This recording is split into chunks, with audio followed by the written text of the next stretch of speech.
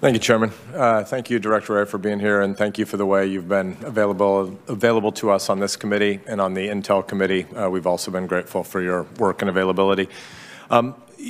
We've talked a good bit about the intelligence failures around January 6th, but some of it is how did we sort signal from noise, and some of it is the handoff from the FBI and other entities to the Capitol Police.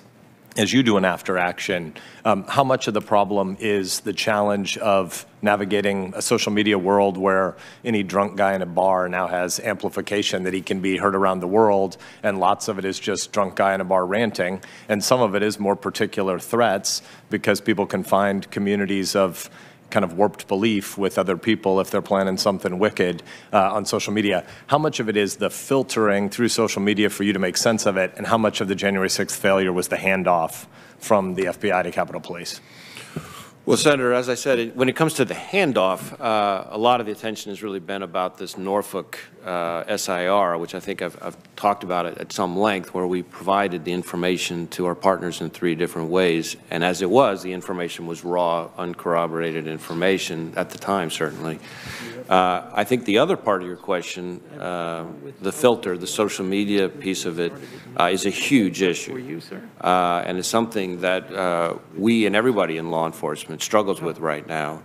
You know, you used the drunk guy example. I guess that sometimes I refer to it. Used to be that some angry, demented guy living in mom's basement, not that there's anything wrong with that, you know, in one part of the country is now able to communicate with a similarly angry guy in grandma's attic in another part of the country, and they get each other spun up now. And how to separate who's being aspirational versus who's being intentional. It won't shock you to learn, and hopefully not other members of the committee, that the amount of angry, hateful, unspeakable, combative, violent even rhetoric on social media exceeds what anybody in their worst imagination is out there. And so trying to figure out who's just saying, you know what we ought to do is X, or everybody ought to do X, versus the person who's doing that and actually getting traction and then getting followers. And of course, that's assuming they're not communicating through encrypted channels about all that stuff, is one of the hardest things there is to do in today's world with the nature of the violent extremism threat we face.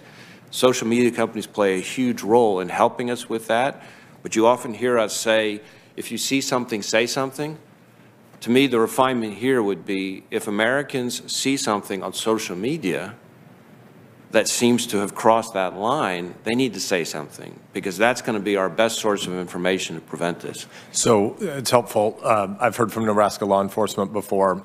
At one level, they don't really know what to do with if you see something, say something, because it's not clear exactly where they hand that information. So let's talk a little bit more about the handoff between state and local law enforcement, as Senator Coons was, and the Bureau, but also between technology platform content moderation and the Bureau. But first, just inside the Bureau, give us comfort that we're getting a lot better at this, because I don't think we're giving you enough resources to get the right kind of new human capital you're going to need, but I'd love to be wrong. So go from 3 years ago to a year ago to today, and a day to a year from now.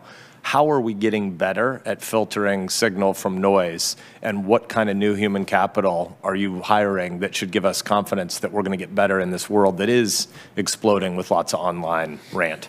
Well, certainly there's a number of things we're trying to do to get better, and I think we are making progress, but all of it, as you referenced, requires resources. So there's a data analytics piece, because the volume is so significant that we need to get better at being able to analyze the data that we have, to do it in a timely way, to separate the wheat from the chaff. And that requires both tools, analytical tools, and we've had requests for those in the budgets the last couple of years, but also people, data analysts, who can devote their time to that, who have the experience. So that's part of it. I think a second part of it is, as I think I referenced in response to an earlier question, all of these investigations that we do, all these arrests we make, are important not just from a disruption perspective, but putting my intelligence hat on. Yep. They allow us to learn more about where people communicate, how they communicate, what the magic words are, all that kind of stuff. So we get better at anticipating from that reason. But make no mistake, we've got a long way to go. This is an incredibly hard problem. I know from communicating with my foreign counterparts, especially the Five Eyes, that they're struggling with it too. As to your point about people knowing where to go, you know, I will tell you that our tip line, our public access tip line, both the email tips and the phone tips have exploded in volume, and we're doing things to kind of get that information out to state and local law enforcement much more quickly. And certainly the social media companies, some of them have gotten better at providing us more real-time information when they see something, because they have a lot of resources to devote to this problem in terms of policing their own platforms. So the more we can incentivize them to do that, that's a big part of this too. Can I concretize the example? So I'm a high school teacher or a high school principal, and some kid comes to me and says, hey, these kids have always seemed to be online bullies, but now it seems like the things they're saying sound more violent. What do you tell them to do? Contact your local FBI field office.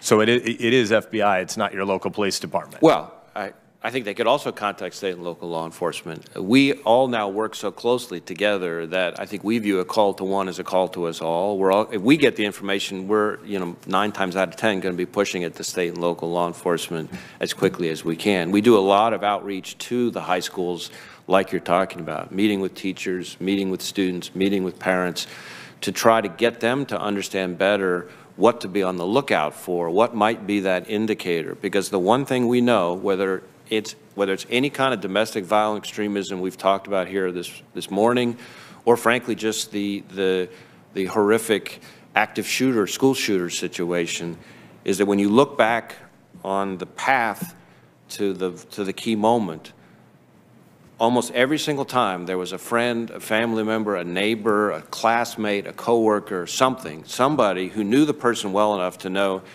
this is their baseline. They've now changed in a way that's scary to me, and no one knows better than the person who knows them well. And that's the person we need to come forward. When they do, and they're doing it more and more, we're able to get in front of it. I'm basically at time, so I won't ask a question here, but I'll flag one that I want to continue talking with you about. I would love to hear your big national pitch for these data analysts, because we need more great human capital to serve their country in this way. But I also want to be sure that our training for these data analysts have First Amendment sensibilities about what they're there to do. They're looking for violence. They're not looking there to be the national speech police. So look forward to continuing that conversation. Thanks for your work. Absolutely. Thanks, Senator Sass. Senator Blumenthal.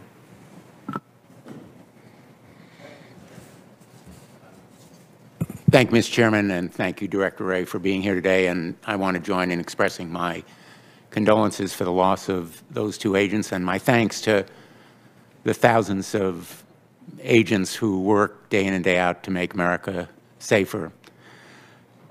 When you last appeared before this committee in July of 2019, I expressed my concern that Donald Trump's attacks against members of Congress and his other rhetoric, quote, might ignite white supremacist and nationalist organizations and encourage hate crimes, end quote. And I asked you whether you were concerned about the increasing number and intensity of his attacks on public officials and what the FBI was doing both proactively and responsively about them.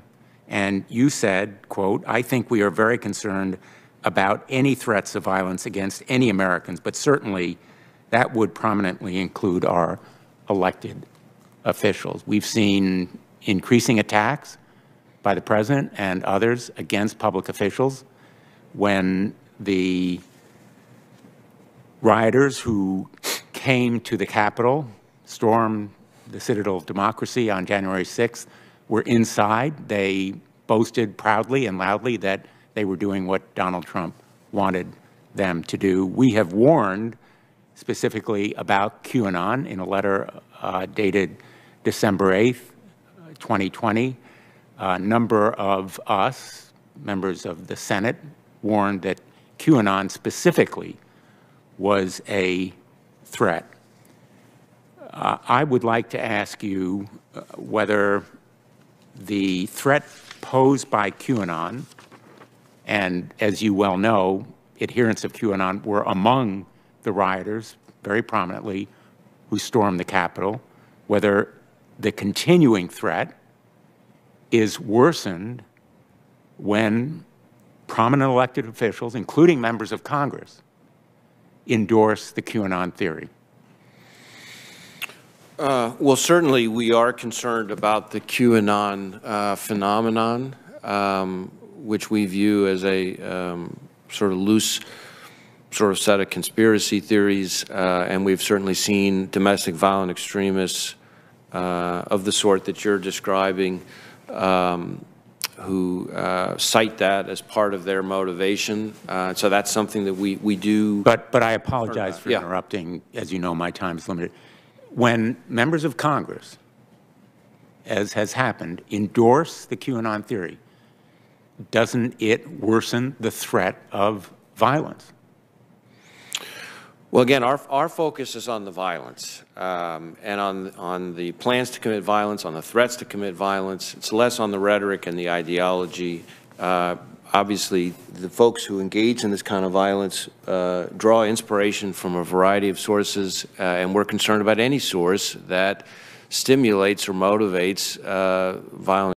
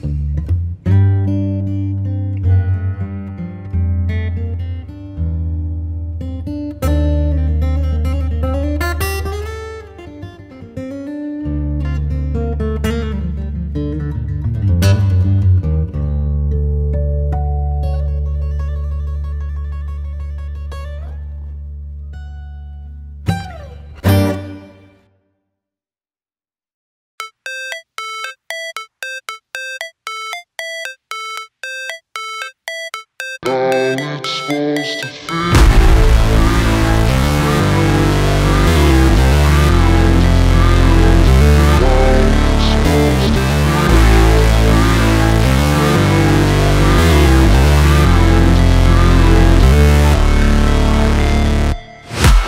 break, always fight, never quit, do it right, play the game, win it life, have no shame, there's no time, feel the pain, live the grind, I could change, in my mind, pick a lane, commit and climb, the only way to win it life, I never miss, that's fact, taking big swings, bitch, hand me the bat, put me in the ring, you'll go out in a bag, cause I sing what I mean and I bring it to the mad light, ain't got time to kill, I got time to feel, I took the red pill, I know life's short so I wanna live real, but how's it supposed to feel?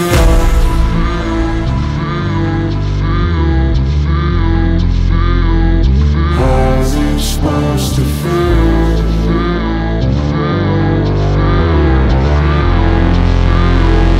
How's it supposed to feel?